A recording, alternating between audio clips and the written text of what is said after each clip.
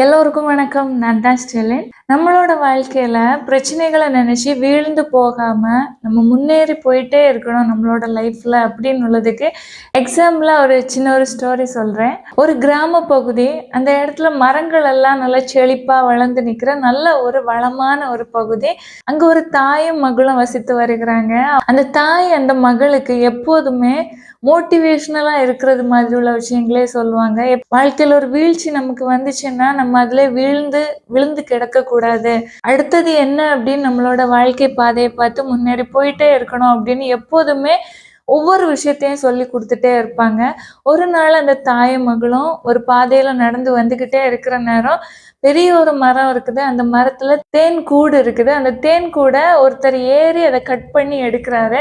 இந்த பொண்ணு அவங்க அம்மாட்ட கேக்குது, அம்மா அடுத்தவங்க கிட்ட இருந்து திருடுகிறது தவறு தானே அப்படின்னு தாயை பார்த்து கேக்குது. அவங்க அம்மாவை சொல்றாங்க, ஆமா ஏன் அப்படி கேக்குறான்னு கேக்குற நேரம், அந்த தேனை சேகரிச்சது ஒரு தேன் தானே, அந்த தேனுக்குரிய தேனை இன்னொரு மனிதர் எடுக்கிறது தவறு தானே அப்படின்னு அந்த பொண்ணு கேக்குது.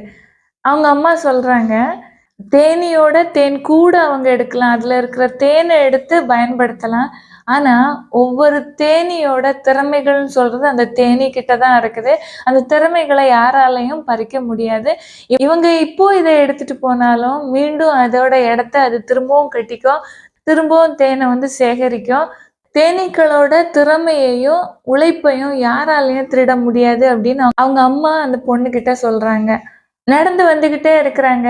அப்போ அந்த பொண்ணோட மைண்ட்ல என்ன தோணுது அப்படின்னா, வெளிப்படையான இடத்துல ஒரு பொருள் இருக்கிற நேரம் யாருனாலும் எடுத்துட்டு போயிடுவாங்க. பாதுகாப்பா நம்மளோட வீட்டுக்கு உள்ளாடி இருக்கிற எந்த ஒரு பொருளையும் யாராலையும் எடுக்க முடியாது அப்படின்னு இந்த பொண்ணு திங்க் பண்ணிக்கிட்டே வருகிறா. இந்த பொண்ணு தன்னோட தாயை பார்த்து சொல்லுது, அம்மா எனக்கு பெரிய ஒரு மரம் வளர்க்கணும். ஆனா அந்த மரத்துல உள்ள பலனை யாருமே பறிச்சுக்கிட்டு போகக்கூடாது. நான் மட்டுமே அதை பறிச்சு பயன்படுத்திக்கிறது மாதிரி இருக்கணும். வீட்டோட உள்பகுதியில வச்சு நான் அதை வளர்த்துக்கிறேன். அதுக்கு டெய்லி நிறைய வாட்டர்லாம் விடுகிறேன், உரம் எல்லாம் போடுறேன். ஒரு தொட்டியில வச்சு நீங்க கொடுங்க அப்படின்னு கேட்குறா அந்த பொண்ணு. அவங்க அம்மா சொல்றாங்க, சரி 2 மாம்பழ விதைகளை கொடுக்குறேன். 1 உனக்கு, 1 எனக்கு. நான் இந்த விதைய வீட்டோட வெளிப்புறத்துல தோட்டத்துல நடுகிறேன். நீ இந்த விதைய உனக்கு விருப்பப்படி ஒரு தொட்டியில மண் போட்டு அந்த மண்ணுல இந்த விதையை வச்சு நட்டு வளர்க்கலாம் அப்படின்னு சொல்றாங்க. இந்த பொண்ணுக்கு ரொம்ப ஹாப்பி. சரிம்மா அப்படின்னு சொல்றா. டெய்லி இந்த பொண்ணு அந்த தொட்டில இருக்கிற மாம்பழ விதைக்கு தண்ணி விட்டுட்டே இருக்கிறா. டெய்லி பார்க்குறா வளருதான்னு. ஆனா அவங்க அம்மா தோட்டத்துல வச்சிருந்த அந்த மாம்பழ விதை செடியா வளர்ந்துருச்சு. ஆனா இன்னும் இந்த பொண்ணு வச்சிருந்த செடி வளரல. நாட்கள் போகுது. கொஞ்ச நாளுக்கு பிறகு வீட்டுக்கு உள்ளாடி வச்சிருந்த அந்த செடியும் முளைக்க ஆரம்பிக்குது. சின்னதா முளைக்க ஆரம்பிச்ச உடனே இந்த பொண்ணுக்கு அவ்வளோ ஹாப்பி, ரொம்ப சந்தோஷமா இருக்கிறா. அம்மாட்ட சொல்றா, அம்மா பாருங்க இந்த செடி முளைச்சி வந்துருச்சு, எனக்கு ரொம்ப சந்தோஷமா இருக்குது. இதுல இருந்து இனிமே பலன்கள் எல்லாம் கிடைக்கும், அதெல்லாம் நானே எடுத்துப்பேன் அப்படின்னு சந்தோஷமா சொல்றா. 2 இலை தான் விட்டுருக்குது. அதுக்கே அவ ரொம்ப ஹாப்பி ஆகுறா. ஆனா வீட்டோட வெளிப்புறத்துல அவங்க அம்மா வச்சிருந்த மாம்பழ செடி பெருசா வளர்ந்துருச்சு. இருந்தாலும் அந்த பொண்ணு அவங்க அம்மா வச்சது ஓகே, பெருசா வளர்ந்துட்டு, நம்ம சின்ன பொண்ணு அதனால சின்னதா வளருது அப்படின்னு தன்னைத்தானே நினைச்சுக்கிட்டு அப்படி ஹாப்பியா டெய்லி வாட்டர்லாம் விட்டு விட்டு வளர்த்துக்கிட்டே இருக்கிறா. நாட்கள் போயிட்டே இருக்குது. டெய்லி இந்த பொண்ணு ஸ்கூலுக்கு போயிட்டு வீட்டுக்கு வருவா. வருஷங்கள் போகுது. அவங்க அம்மா வச்சிருந்த மரத்துல ரொம்ப அதிகமா பழங்கள் காய்க்குது, பெரிய மரமா மாறுது. ஆனா வீட்டுக்கு உள்ளாடி வைக்கப்பட்ட அந்த செடியில எந்த ஒரு பூவோ காயோ கனியோ எதுவுமே இல்லை. ஓரளவு பெரிய அளவு வளர்ந்துருக்குது, ரொம்ப மரமா எதுவுமே வளரல. அப்போ இந்த பொண்ணு பார்க்குறா. பார்த்துட்டு அவங்க அம்மாட்ட கேட்குறா, அம்மா நிறைய வருஷங்கள் ஆகுது இந்த செடியை வச்சு, இன்னும் அதில் எந்த பலனுமே கிடைக்கலையே. அதே இது நீங்கள் வச்சது ரொம்ப பெரிய மரமாக வளர்ந்துருக்குது, நிறைய மாம்பழங்களும் நம்ம பறித்து சாப்பிட்டுட்டோம், ஏன் நான் வச்சது மட்டும் வரல? நான் சின்ன பொண்ணா இருக்கிறேன்னா ஒரு செடியை வளர்த்ததுனால அது என்ன மாதிரியே சின்னதா இருக்குதா அப்படின்னு கேட்குறா. அப்போ அவங்க அம்மா சொல்றாங்க, நீ சின்ன பொண்ணா இருக்கிறதுனால நீ வச்ச செடி வளரல அப்படின்னு கிடையாது. வீட்டுக்கு உள்ளாடி வைக்கப்பட்ட மரம் பாதுகாப்பா இருக்குது. அதுக்கு தேவையான அளவு தண்ணி எல்லாம் கிடைக்குது. எந்த மழையோ வெயிலோ புயலோ எதையுமே அது பார்த்ததில்ல.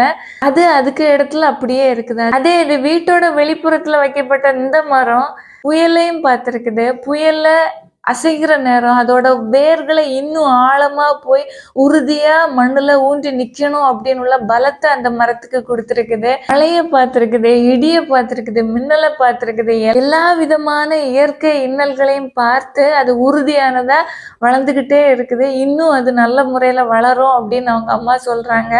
அது மட்டும் இல்ல, வாழ்க்கையோட கனெக்ட் பண்ணி ஒரு அட்வைஸும் வந்து சொல்றாங்க அவங்களோட பொண்ணுகிட்ட. பொண்ணுக்கு மட்டும் இல்ல, நமக்கும் அது வந்து பொருந்தும்.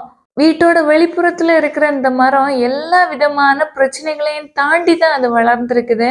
அதே இது வீட்டுக்கு உள்ளாடி வைக்கப்பட்ட மரம் எந்த பிரச்சனைகளையும் அறியல, பொக்கிஷமா பத்திரமா வீட்டுல இருக்குது. அதுக்கேற்றபடி தான் அதோட முன்னேற்றம் இருக்குது. நாளைக்கு நம்மளோட வாழ்க்கையிலையும் நிறைய பிரச்சனைகள் வரும். இன்னைக்கு நம்ம பிரச்சனைகளை பார்த்து ஓடிட்டோம் அப்படின்னா நாளைக்கு முன்னேறிக்கிறதுக்குள்ள வழி எல்லாமே அடைச்சிடும். பிரச்சனைகள் வருது அப்படின்னாலும் முன்னேறி போகணும் அப்படின்னு உள்ள உறுதியான மனநிலைமையோட பிரச்சனைகளை தடை கற்களா நினைச்சு அதை தாண்டி போகணும் அப்படின்னு அவங்க அம்மா சொல்றாங்க. அது மட்டும் இல்ல, ஒவ்வொரு பிரச்சனைகளும் நம்மளை வந்து உறுதியானவங்கள மாற்றும். ஒவ்வொரு பிரச்சனைகளில் இருந்தும் நம்ம பல விஷயங்களை கத்துக்க முடியும். அனுபவங்கள் நமக்கு கிடைக்கும். மேற்கொண்டு எந்த தவறை நம்ம செய்யாம இருக்கணும் அப்படின்னு உள்ள மனநிலைமையை கொடுக்கும், மனப்பக்குவத்தை கொடுக்கும் அப்படின்னு அந்த பொண்ணு கிட்ட அவங்க அம்மா வாழ்க்கையில பின்னால வருகிற பிரச்சனைகளை முன்கூட்டியே சொல்லி அந்த பொண்ணை சின்ன வயசுல இருந்தே உறுதியான மனதுடைய பெண்ணா அவங்க வந்து வளர்க்குறாங்க.